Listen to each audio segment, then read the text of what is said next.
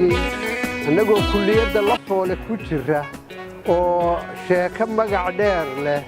oo loo yaqaano aqoon iyo afgarad aqooni wayska halkeedee afgaradka ka horreeya ayaan keenay markaasaan waagaasaan ku matilay wixii ugu horreeyey oo tiyaatara kan laga yaabo laakiin laga bilaabo 1975tii sannad walba inaan 2 production ama 3 ku sameeyo ayaa ii caadi ahayd iyo midab dheeraada oo aan halkaa iyo daahiyadeeda iyo nalkeeda aan taago godka iminka la iiga digayo 1972 sheekada aqoon iyo afgarad gabadha indhaala ay aqoonta iyo dalka ramsigiisa matilaysay ee magaceeda runta dahsoon riwaayadda ku jilaysay magaceeda runta ana la oran jiray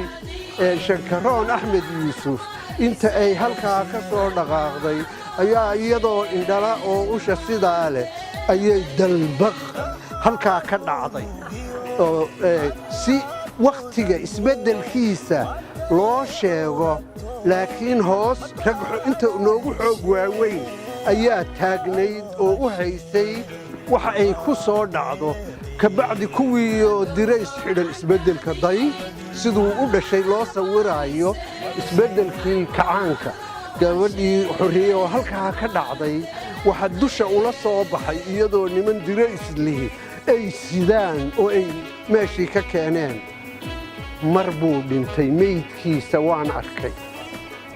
inuu dhintay waan ka quusnaa maanta inuu nuuxsanayo oo soo noolaan doono ayaa ii muuqata oo aan arkaa ha noolaado haddii uu noolaado magac baa ka hagaasay oo uu ka weyn yahay yaan loo bixin golaha murtida iyo madadaalada oo loo yiqiinay murti keligeed kuma koobna oo waa in murtidu macno goonniyay leedahay madadaalona ma aha waxa weyn oo bani aadam tiyaatar loogu yeedho oo keliya waxaa ka muhiimsan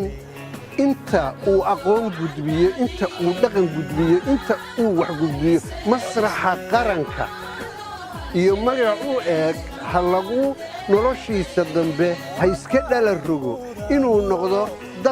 dadweynuhu waxay ula colloobeen